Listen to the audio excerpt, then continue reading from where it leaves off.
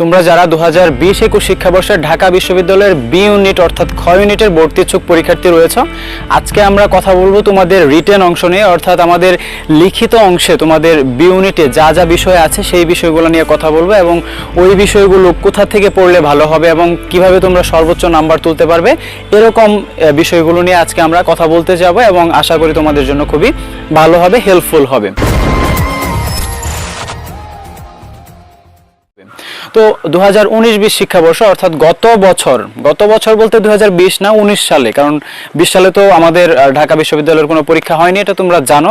তো 2019-20 শিক্ষাবর্ষে আমাদের বি ইউনিটের প্রশ্নটা যদি আমরা একটু অ্যানালাইসিস করি, ওটাই আমাদের মানদণ্ড হিসেবে, স্ট্যান্ডার্ড হিসেবে দেখতে হবে। কারণ হচ্ছে যে এর আগে কিন্তু আমাদের অন্য নিয়ম ছিল, কারণ 2019-20 শিক্ষাবর্ষ থেকেই রিটেন পার্টটা নতুন অ্যাডেড হয়েছে, তো যার কারণে ওইটাকেই অ্যানালাইসিস করে আমাদের পড়তে হবে যে 2019-20 শিক্ষাবর্ষে কেমন প্রশ্ন এসেছিল, কোন কোন টপিক থেকে এসেছে।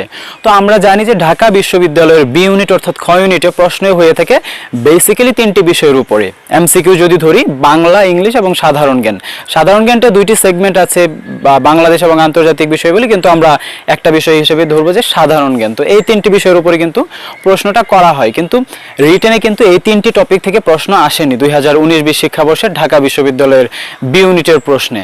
যেটা এসেছিল সেটি হচ্ছে বাংলা থেকে কিছু প্রশ্ন ছিল, ইংলিশ থেকে তো প্রশ্ন থাকবে, এটা তোমরা স্বাভাবিকভাবে জানো যে ইংলিশের ইম্পর্টেন্সটা সব জায়গাতেই বেশি। তো আমরা দেখতে পাই যে গত বছরে 45 নাম্বার ছিল রিটেনের মার্কস। তো 45 মার্কস থেকে আমাদের 45 মার্কস থেকে আমরা যদি দেখতে পাই, তাহলে দেখা যাবে যে রিটেনে ইংলিশে ছিল আমাদের 25 মার্কস এবং 20 মার্কস ছিল বাংলা থেকে বেসিক্যালি 5টা প্রশ্ন দেওয়া হয়েছে। দেখা গেছে যে 4টা প্রশ্নই একটা এই গদ্য থেকে দেওয়া হয়েছে। তো রেইনকোট নামের একটা গদ্য কিন্তু তোমরা পড়েছো, বা প্রবন্ধ যেটা ছিল আর কি, রেইনকোট নামের আখতারুজ্জামান ইলিয়াসের। তো এটা থেকে দেখা গেছে যে 4টি প্রশ্ন ছিল, আর একটি প্রশ্ন ছিল আরেকটা গদ্য থেকে হতে পারে। তো তার মানে এমনও হতে পারে যে কোনো একটা নির্দিষ্ট স্পেসিফিক গদ্য বা প্রবন্ধ থেকে কিন্তু 3-4টা প্রশ্ন দিয়ে দিতে পারে। তো এই ছিল 5টা প্রশ্ন। আর বাংলা থেকে আরেকটা জিনিস ছিল, সেটা হচ্ছে 5টি বাক্য দেওয়া ছিল, বাক্য থেকে বাক্য গঠন ছিল। যেমন ইংলিশ কিছু ওয়ার্ড থেকে যেমন সেন্টেন্স মেকিং থাকে, ওরকম বাংলা থেকে আর কি বাক্য তৈরি করা ছিল। এগুলো তোমরা ধরো যে নাও যদি প্রিপারেশন নাও, এই যে 10 বছর পড়াশোনা করেছো, 10-12 বছর পড়াশোনা করে এসেছো এই পর্যন্ত, তো এমনিতেও কিন্তু বানিয়ে লিখতে পারবে। এটা নিয়ে আমাদের ওরিট হওয়ার কিছু নেই। তো এটা ছিল আমাদের বাংলার পার্ট। তো সব মিলে এখানে 20 মার্কসের মতো আছে। তো বাকি থাকে আমাদের এখনো 25 মার্কস। 25 মার্কসের মধ্যে আমাদের রিটেন অংশের যে বিষয়টা বলছিলাম, যে ইংলিশের 25 মার্কসের মধ্যে 5 নাম্বার ছিল একটা প্যাসেজ ট্রান্সলেশন, সেটা হচ্ছে ইংলিশ টু বাংলা, এবং এটা ছিল বেসিক্যালি কুয়াকাটা থেকে একটা ছিল, কুয়াকাটা নামের একটা প্যাসেজ আছে, ওইটা থেকে এসেছিল। তো দেখতে পাই এটা থেকে আমরা মিলটা পাই যে এটা কিন্তু টেক্সট বুক থেকে এসেছিল। যাই হোক, তো আগে আমরা বলি যে কি কি এসেছে, তারপরে আমরা বলবো তোমরা কোথা থেকে পড়বে। তো একটা প্যাসেজ ট্রান্সলেশন ছিল 5 মার্কস। তারপরে সেন্টেন্স মেকিং ছিল, অর্থাৎ 5টি ভোকাবুলারি দেওয়া থাকে, ওই 5টি ভোকাবুলারি অনুসারে বা ওয়ার্ড অনুসারে ওই ওয়ার্ডটিকে রেখে তোমার 5টি সেন্টেন্স মেক করে দিতে হবে, এখানে হচ্ছে 5 মার্কস। আরেকটা ছিল ফিল ইন দ্য ব্ল্যাঙ্কস, তো ওখানে ছিল আমাদের 5 মার্কস, এ হচ্ছে আমাদের 15 মার্কস।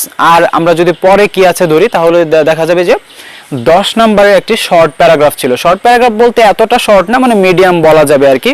প্যারাগ্রাফটা ছিল বঙ্গবন্ধু 7ই মার্চের ভাষণের উপরে, তো এরকম টাইপের আর কি ছিল। তো এই দিক থেকে আমরা দেখতে পাই যে এই হচ্ছে আমাদের ইংলিশের 25 মার্কস আর হচ্ছে বাংলার 20 মার্কস। তো তার মানে ইংলিশের ইম্পর্টেন্সটা বেশি, এখানের মেজরিটিটাও বেশি। তো এখন আমরা তোমাদেরকে বলবো যে তোমরা কিভাবে কোন টপিকগুলো পড়বে। তো আমরা যদি প্রথমে ট্রান্সলেশনের কথা বলি, তাহলে যে বিষয়টা মাথায় রাখতে হবে, ট্রান্সলেশনের জন্য তোমাদের প্রচুর পরিমাণে ভোকাবুলারি জানা থাকতে হবে।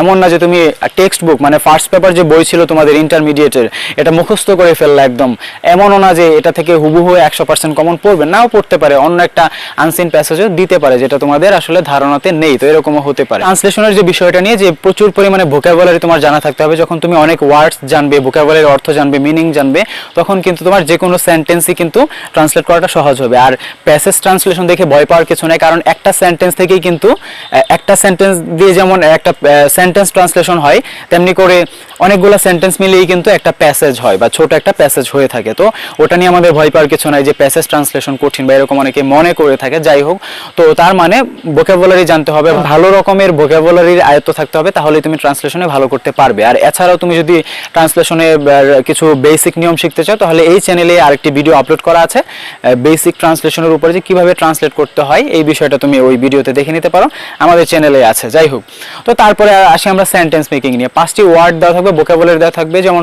গত বছর এসেছিল এম্পাওয়ারমেন্ট, হসপিটালিটি, ফ্যাসিনেশন, এরকম টাইপের 5টা ভোকাবুলারি দেওয়া ছিল। তো ওটা থেকে আমাদের সেন্টেন্স মেক করতে হয়েছে। তো সেন্টেন্স মেকিং এর বেসিক বিষয়টাই কিন্তু সাবজেক্ট, ভার্ব, তারপর অবজেক্ট। তো এই প্যাটার্নটা ফলো করে তুমি যে কোনো সেন্টেন্স কিন্তু মেক করতে পারো। এমন না যে তুমি একটা সেন্টেন্স মেক করলা এটা অনেক তাৎপর্যপূর্ণ হতে হবে, অনেক বড় হতে হবে, এমন না। তুমি সাবজেক্ট, ভার্ব, অবজেক্ট মিলে একটা ছোট সেন্টেন্সও যদি মেক করে দাও তাহলেও কিন্তু সেটা কারেক্ট অ্যান্সার হবে, কারণ যেহেতু নাম্বার হচ্ছে 1 প্রত্যেকটাতে। তো এটা ছিল আমাদের সেন্টেন্স মেকিং এর বিষয়, খুবই ইজি। ভোকাবুলারি জানলে এটা এমনি বানিয়ে লিখতে পারবে, এমন না যে এটার জন্য আলাদা করে তোমার প্রিপারেশন নিতে হবে, এমন না বিষয়টা। আর তারপরে হচ্ছে আমাদের fill in the blanks. Fill in the ব্ল্যাঙ্কসেও কিন্তু আমাদের এটা আমাদের জানতে হবে। ওয়ার্ড মিনিংটা যারা ভালো জানবে তারা কিন্তু এটা ভালোভাবে অ্যান্সার করতে পারবে। এটা আহামরি কিছুই না, এখানে দু একটা এমন হতে পারে যে প্রেজেন্ট ফর্ম দেওয়া আছে ভার্বের, একটু পাস্ট পার্টিসিপল করতে হবে, বা এরকম টুকিটাকি চেঞ্জ করা যেতে পারে বা হতে পারে আর কি, নট শিওর। আর এরপরে আমাদের যেটা আছে যে প্যারাগ্রাফটা আছে, এটা প্যারাগ্রাফটার জন্য তোমাদের ভালো হবে যে রিসেন্ট বিষয়গুলো ভালোভাবে একটু পড়তে, যে এবছর কিন্তু মুজিব বর্ষ গেল, তো এটা কিন্তু খুবই ইম্পর্টেন্ট।